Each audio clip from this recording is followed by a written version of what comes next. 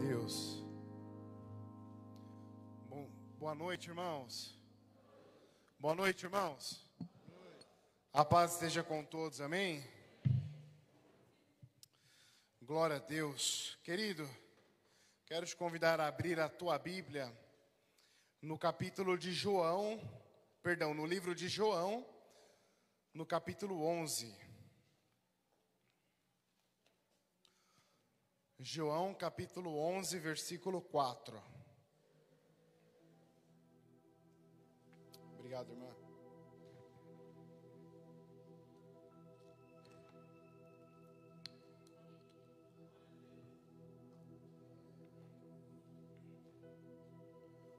João, capítulo 11, versículo 4. Todo mundo achou? Glória a Deus. A minha nova versão internacional e a palavra de Deus fala assim. João, capítulo 11, versículo 4.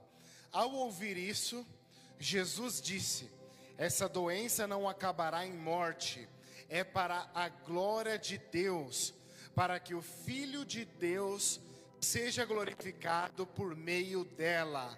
Para que o Filho de Deus seja glorificado por meio dela.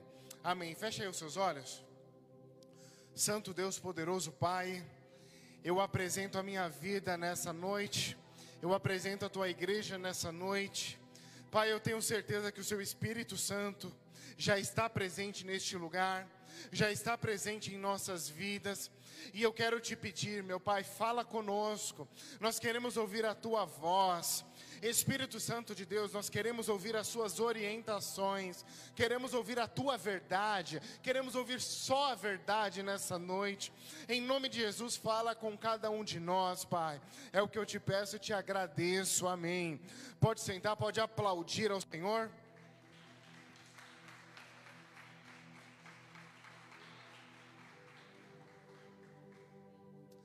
Glória a Deus. Queridos, eu quero te pedir que você dê o máximo de atenção à palavra de Deus, porque, como eu gosto de dizer, a palavra de Deus ela é uma progressão. Então, se você não presta atenção no começo, você não entende o final. Então preste muita atenção, o Senhor ele quer falar conosco nessa noite. Amém? Eu quero que você glorifique quando você sentir no teu coração. Eu quero que você ri quando você sentir no seu coração, quando você achar engraçado. E mexe bastante os olhos para eu perceber que você está rindo, tá bom? Porque com as máscaras é muito difícil entender as emoções de vocês. Como diz a minha irmã, é melhor ficar com a máscara, porque é melhor morrer com falta de ar do que de Covid, né? Brincadeira, não morre ninguém, tá bom, queridos? Essa semana foi uma semana um pouco difícil para minha família, porque desde outubro do ano passado meu filho não ficava doente. Mas essa semana o Henrique ficou dodói. Ele teve uma infecção na garganta. E para quem é pai, quem é mãe sabe que quando o filho está doente, não sofre só o filho, sofre a família toda, não é? Sofre o papai, que não pode ficar em casa, precisa ir trabalhar, então eu não podia ficar em casa. Sofre a mãe, que tinha que ficar em casa porque está grávida, e em tempos de pandemia a grávida não pode sair, mas ela tinha que levar o garoto no médico. Sofre até o Vinícius, que embora ele esteja na barriga da Amanda, protegido, teoricamente, ele sente tudo que a mãe sente. Então, se a mãe está nervosa, o Vini fica nervoso também. Não é assim? E para o Henrique, mais difícil que a própria infecção é o tratamento dela, a injeção, que ele costuma dizer carinhosamente de bacina. Mais difícil que a doença é o tratamento, é a injeção. E como é difícil explicar para uma criança que a dor da injeção é para o seu próprio bem. É difícil explicar, não é? Como é difícil para nós entendermos que está doendo agora. Mas essa dor não é para a morte, é para a glória de Deus. Para que o Filho de Deus seja glorificado por meio dela. Amém, queridos? Então, nós lemos o versículo 4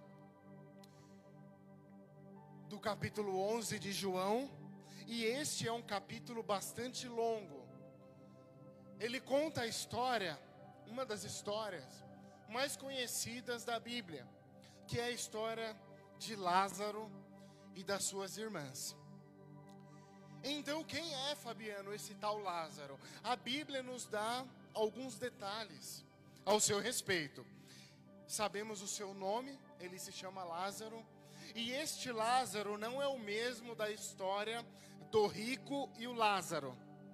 Sabemos que ele é de Betânia. Betânia é o seu povoado. Sabemos que ele tem duas irmãs, a Marta e a Maria. E o texto deixa claro que o Lázaro está doente nesta ocasião. Lázaro está doente. E isso não é especulação. Isso é um dado que está na Bíblia. Não é imaginação. Algumas vezes nós utilizamos da imaginação para nós tentarmos reconstruir a história. Mas neste caso é diferente. Está na Bíblia. E o texto vai dizer que Lázaro está doente. Ele tem duas irmãs e uma delas, a Maria, ela é um pouco mais conhecida que a Marta. E o versículo 2 vai nos falar de quem era a Maria. Acompanhe comigo. Maria, sua irmã, era a mesma que derramara perfume sobre o Senhor e lhe enxugara os pés com os cabelos. Eu acho particularmente isso muito lindo. Porque o Evangelho de João, ele foi escrito entre 80 e 90 depois de Cristo. Então, mais ou menos depois de 50 anos, que João viveu tudo aquilo, toda aquela história, com os discípulos, com Jesus, o Evangelho de João foi escrito. E hoje, 2020 anos depois de Cristo, nós estamos conhecendo, relembrando ou aprendendo a história de uma mulher que derramou o melhor perfume que ela tinha nos pés do Senhor Jesus e o secou com os seus próprios cabelos. Isso porque o que nós fazemos para Deus nesta vida ecoa na eternidade. Amém? Pastora, o que a senhora está fazendo por essa igreja e por Deus na vida vai ecoar na eternidade. Você está vendo os diáconos em pé aí? Tudo que eles fazem para Deus, todo o seu trabalho, toda a sua dedicação vai ecoar na eternidade. Juninho, o Senhor, Ele está vendo a sua dedicação. Ele está vendo o quanto você está lapidando o seu talento. E isso vai ecoar na eternidade. Amém, queridos? E o verso 3 vai dizer que as irmãs de Lázaro, elas mandam um zap para o Senhor Jesus. E é interessante que elas pegam pesado na mensagem. Olha o que elas falam: Senhor, aquele a quem amas está doente. Fala a verdade se não parece o gatinho do Shrek. E daí no verso 4, o Senhor Jesus, ele ouve o áudio e ele responde. Olha o que ele diz: essa doença não acabará em morte, é para a glória de Deus, para que o Filho de Deus seja glorificado por meio dela. Eu confesso aos irmãos que eu não sei se elas receberam essa mensagem. Eu não sei como elas receberam essa mensagem. Mas quando Jesus fala, dá uma tranquilidade, não dá? E quando Jesus fala exatamente o que nós queremos ouvir, aí a gente fica feliz. Ele não está doente.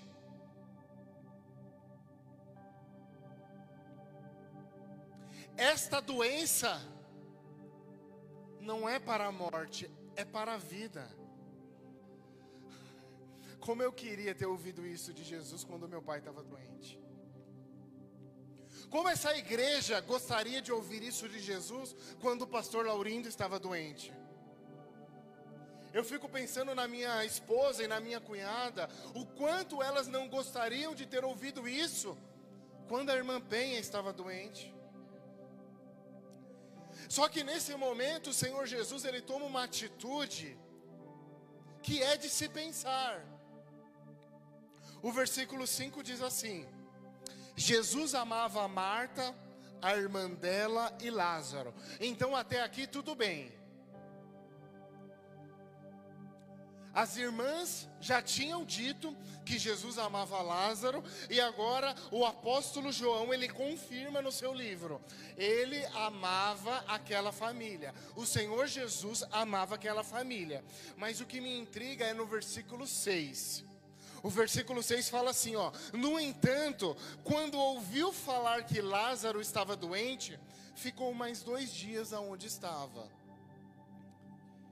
Eu me lembro que quando a Amanda estava grávida do Henrique, 15 dias antes do Henrique nascer, ou melhor, 15 dias antes da data que o Henrique deveria nascer, a Amanda foi fazer um ultrassom de rotina, aparentemente não tinha nenhum problema. E daí a Amanda lá no laboratório, ela me liga: amor, a médica disse que vai ter que tirar o Henrique. Vem correndo para cá. E aí eu fiquei paralisado por alguns segundos. E depois que passou o piripaque do Chaves, eu fui correndo, mas tão correndo, que quase que eu cheguei na maternidade primeiro que a grávida. E tudo isso por quê? Porque quando nós amamos, quando a pessoa que nós amamos precisa de nós, nós temos pressa. Quando a pessoa que amamos precisa da nossa ajuda, nós temos pressa. Nós precisamos correr, porque cada segundo é importante, não é assim? Mas o texto diz que Jesus ama aquela família, que o Senhor diz o que aquela família quer ouvir. Mas a despeito de todo esse amor, o texto diz que ele ficou mais 2 dias aonde estava. A pergunta que fica é: que espécie de amor é esse, Jesus? O Senhor diz que ama, mas não tem pressa.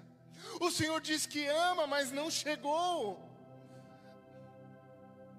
É interessante.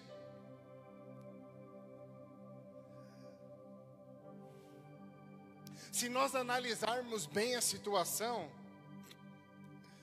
olha que interessante.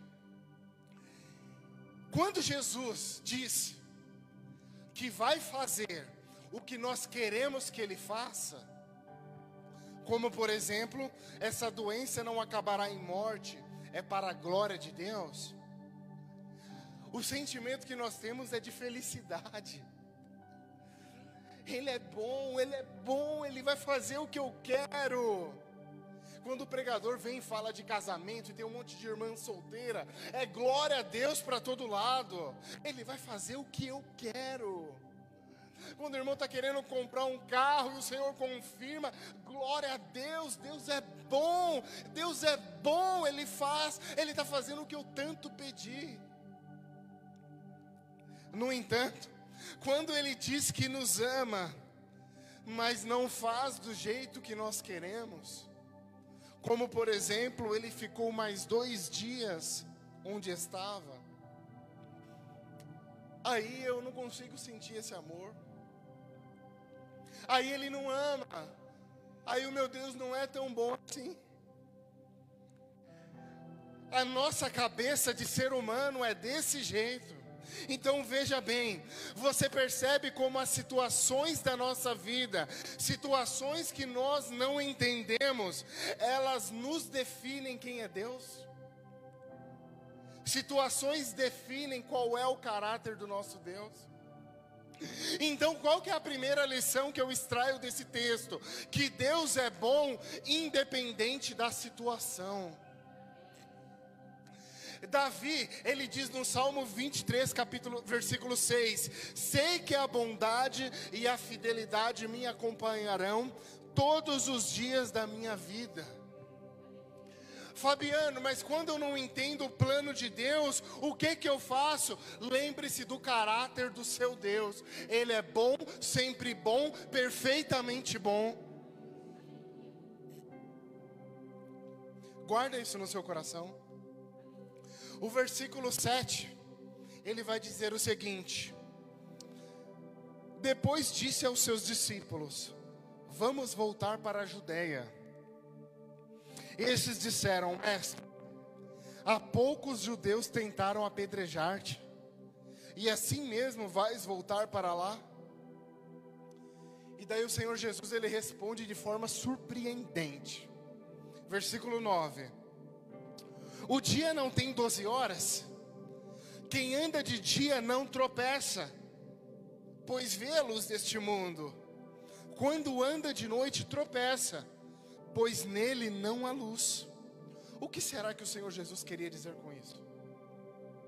Hoje, Fabiano, no século 21, tem dificuldade para entender isso. Eu fico pensando nos discípulos.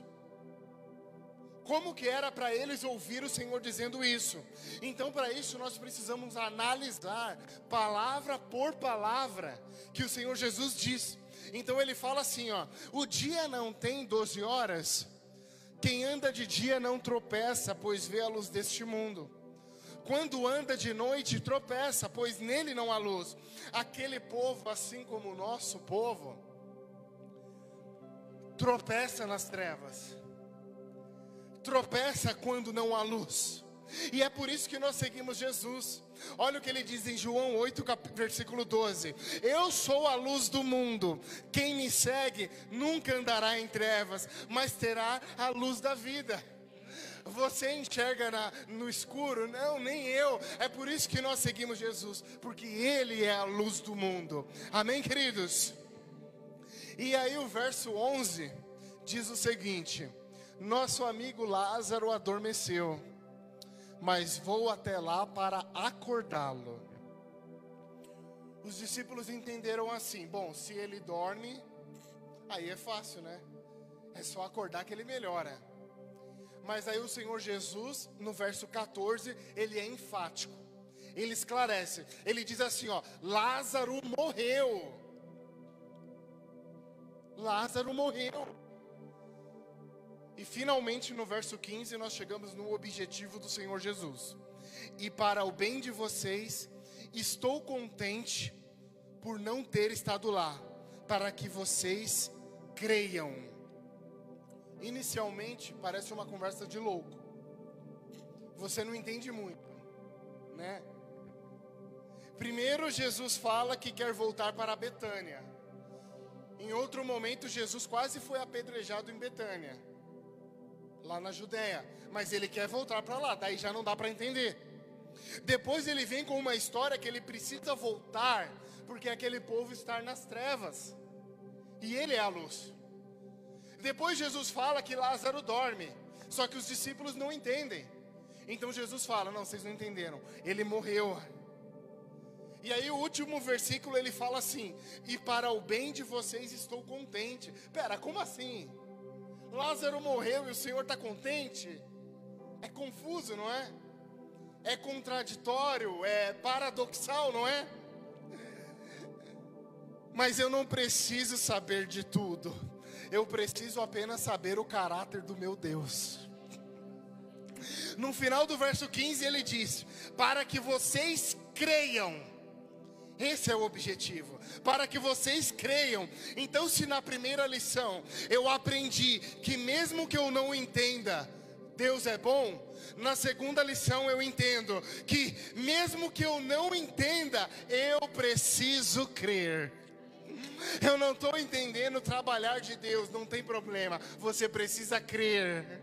Eu não estou entendendo como meu Deus está trabalhando, eu só preciso confiar. Quem confia tem fé, e quem tem fé crê no Senhor Jesus, amém?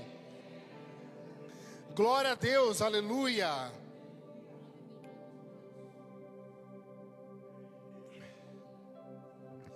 Nós estamos chegando no desfecho dessa história. Só que agora eu preciso resumir, porque João caprichou nos detalhes. Então, se eu falar detalhe por detalhe, eu fico até meia-noite. Olha que eu gosto de ficar até meia-noite, hein? Então, Jesus chegando lá em Betânia, antes de entrar na cidade, naquele povoado, o Senhor Jesus já é comunicado que faz 4 dias que o Lázaro morreu. Mas ele já sabia. O verso 14 diz que o Senhor já sabia que Lázaro tinha morrido.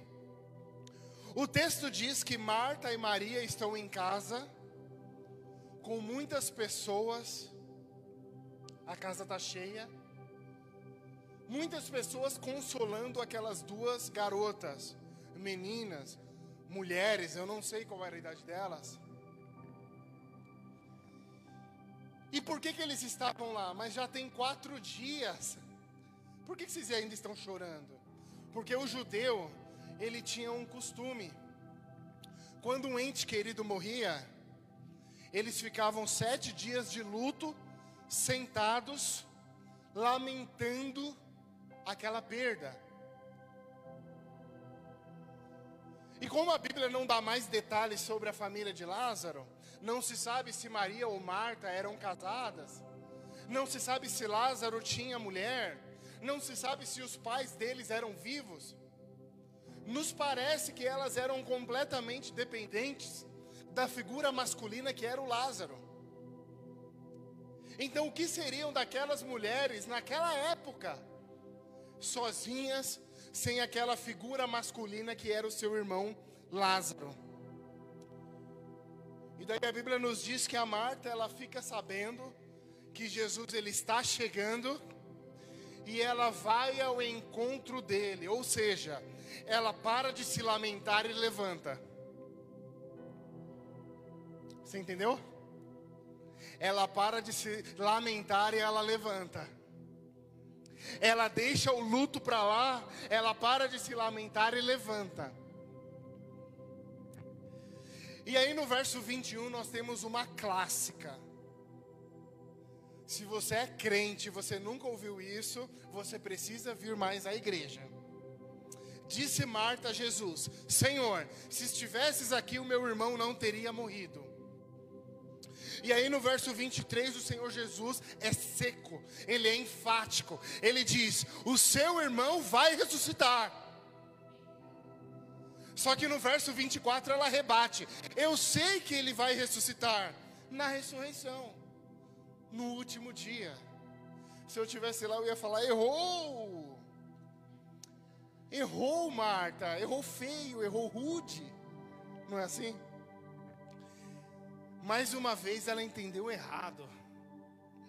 Eu não sei aonde ela aprendeu, porque isso Paulo vai escrever só em Tessalonicenses. Mas ela fala para Jesus que no último dia, todos os mortos que morreram com Jesus ressuscitarão. Mas o Senhor Jesus, ele não está falando do último dia, ele está falando do agora. Ele está falando do presente. E aí no verso 25, ele diz: eu sou a ressurreição e a vida. Aquele que crê, aquele que confia, aquele que tem fé, aquele que crê em mim, ainda que morra, viverá. E no verso 26 ele diz: e quem vive e crê, quem vive e crê em mim, não morrerá eternamente. E daí ele pergunta: você crê nisso? Marta, você não precisa entender, você só precisa crer.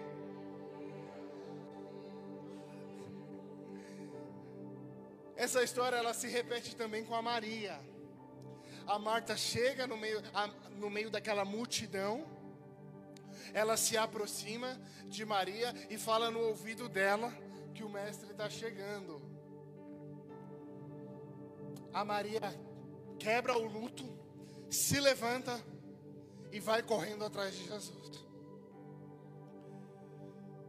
E é interessante que toda aquela multidão de judeus que estava com elas se levanta também, sem entender nada, e corre atrás dela.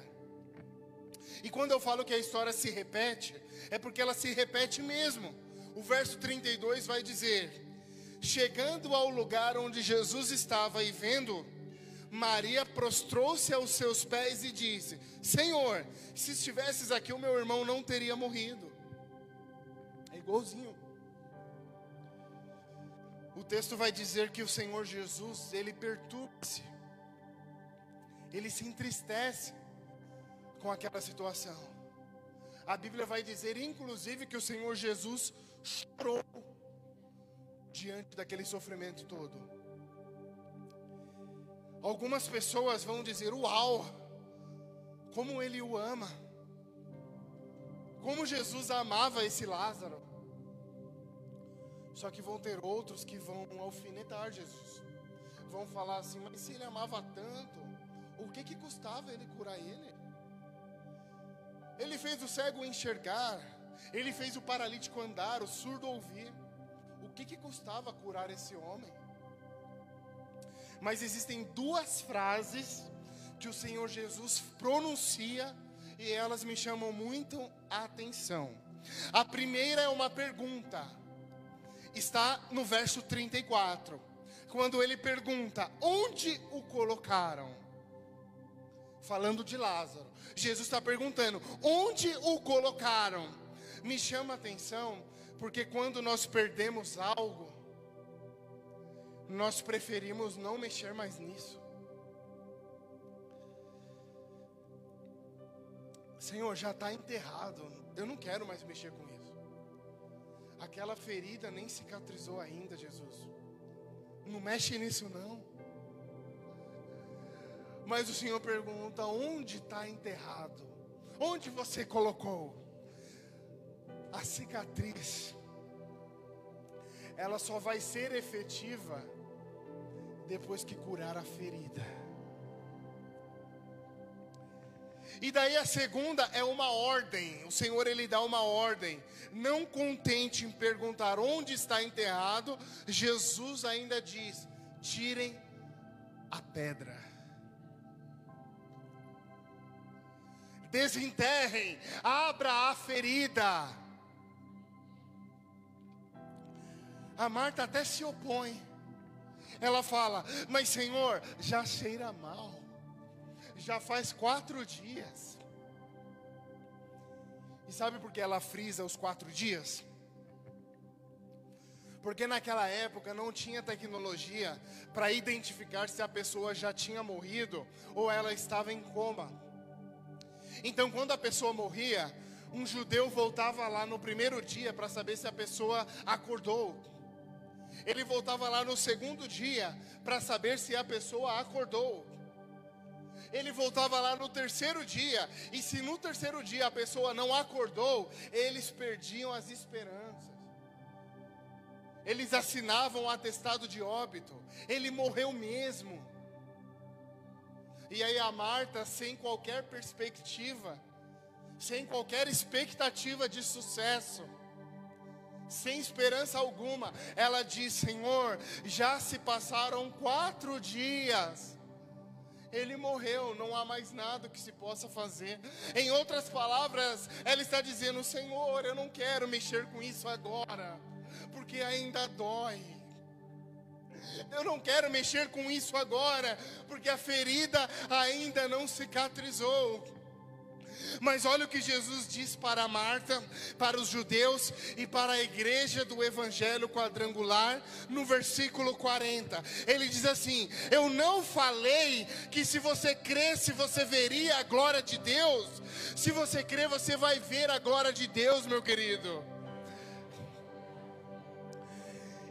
E daí no verso 41 a Bíblia vai dizer que o Senhor Jesus, ele agradece. Ele abre os olhos, ele olha para o céu, ele levanta as mãos e ele agradece antes mesmo do milagre acontecer. Você não entendeu? O Senhor Jesus, ele já agradece pelo milagre antes mesmo do milagre acontecer. Você entendeu agora? E aí no verso 43 a Bíblia vai dizer: depois de ter dito isso, Jesus bradou em alta voz: Lázaro, venha para fora. Eu fico imaginando que até os passarinhos devem ter ficado olhando para baixo assim, ó. para ver se o Lázaro vai vir. Só que ninguém me contou, foi o João que escreveu. O morto saiu com as mãos e os pés envolvidas em faixas de linho e o rosto envolto num pano. Ele ressuscitou. O Senhor Jesus ressuscitou o que estava morto. O Senhor Jesus não quer saber se passaram 4 dias, porque Ele é o dono da vida, e Ele dá a vida para quem Ele quiser, Ele dá a vida para o que Ele quiser, e o Lázaro voltou à vida. Glória a Deus, aleluia.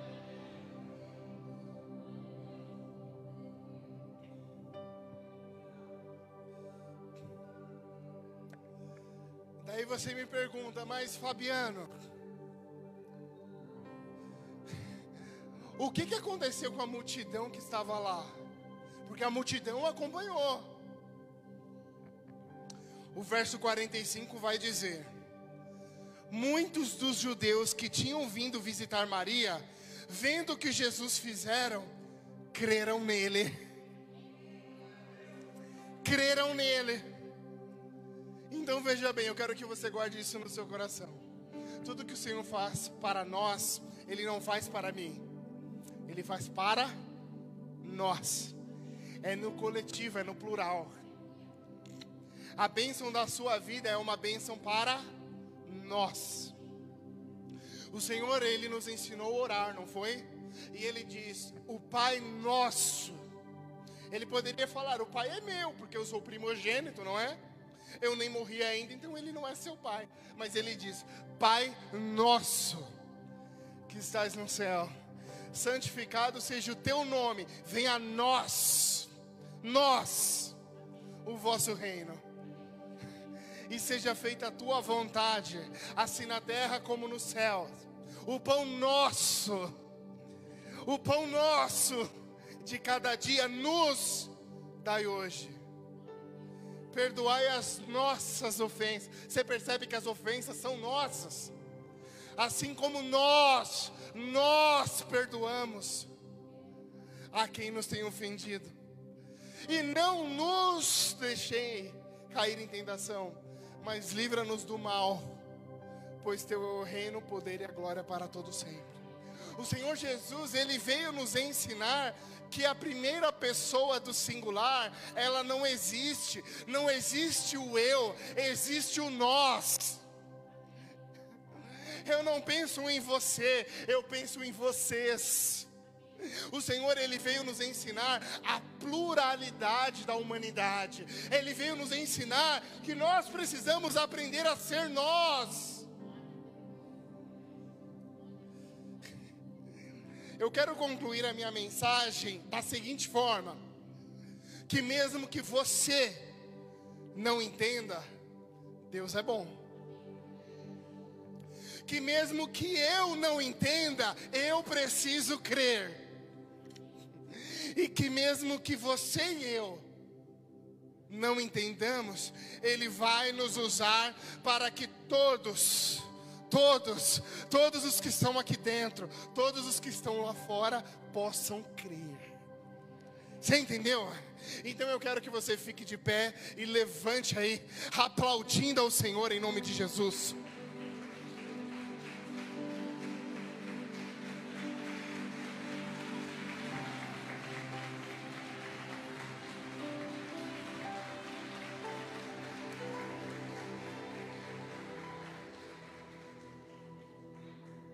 Você aprendeu alguma coisa hoje? Glória a Deus, então eu já saio feliz. Eu quero que você feche os seus olhos aí. Eu quero fazer um convite nessa noite para aquele que ainda não conhece Jesus, ou para aquele que se afastou de Jesus. Eu sou obrigado a fazer esse convite porque eu estou pensando em nós. Certa vez eu ouvi que aquele que está subindo para o céu e não se preocupa com quem está ficando, certamente não é para o céu que está subindo. Então eu me preocupo com você nessa noite que ainda não conhece Jesus, ou que está afastado dos caminhos do Senhor Jesus. Eu quero te convidar a vir aqui na frente, porque eu quero orar pela sua vida. Fique tranquilo, eu não quero nada que é seu. Eu só quero orar pela sua vida, para que novamente você se encontre com Jesus, para que de uma vez por todas o Senhor Jesus possa fazer morada na sua vida. Os meus irmãos vão cantar um hino, e se você hoje quer voltar para Jesus, ou se você hoje quer conhecer Jesus, vem aqui na frente, porque eu quero orar por você. Amém, queridos?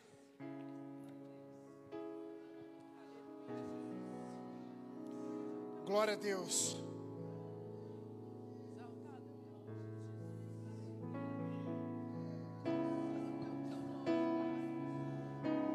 Glória a Deus. Vem aqui na frente, porque já tem um irmão aqui. Eu quero que alguém fique aqui com ele.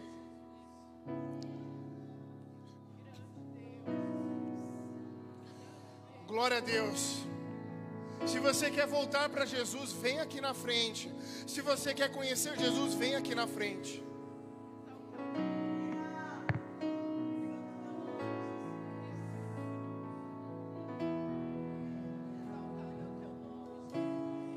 Antes de eu falar, tu cantava sobre. Glória a Deus, aleluia. Tu tens sido tão bom pra mim.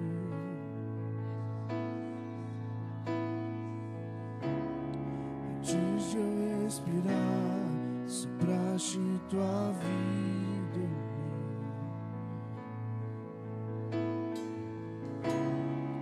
Tu tens sido tão bom pra mim. Oh, impressionante, infinito, ousado amor de Deus. Oh, que deixa as 99 só pra me encontrar. Não posso comprá-lo, nem merecê-lo. Mesmo assim se entregou. Oh, impressionante, infinito, ousado amor de Deus.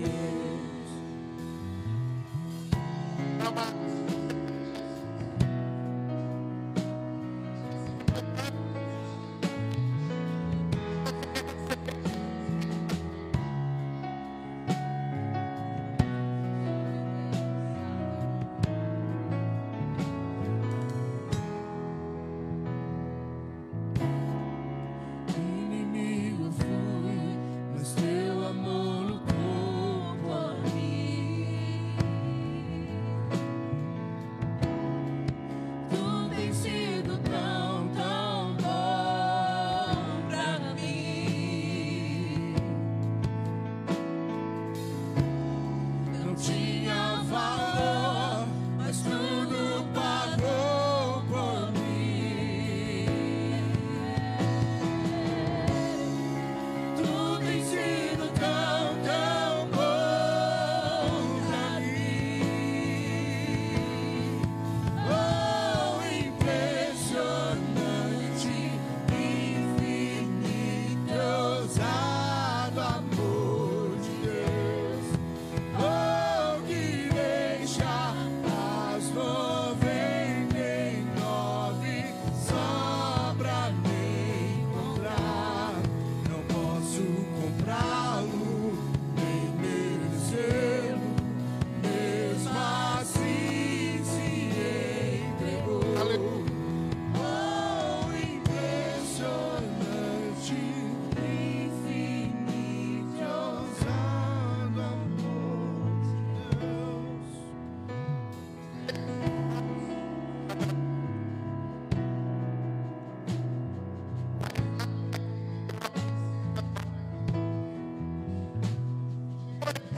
Afastado, ou ele se sentia afastado. mas o Senhor trouxe ele de volta, trouxe de volta a vida, Pai, ressuscitou a sua vida espiritual, e eu te agradeço por isso, Pai. Eu quero te pedir agora, Senhor, muda aquilo que está errado, muda aquilo que o Senhor não se agrada, que a vida dele possa ser transformada, que a vida dele, meu Pai, possa cursar, possa caminhar novamente para o teu evangelho, para o teu caminho, para a tua vida, em nome de Jesus, Pai. Aqui repete comigo: eu confesso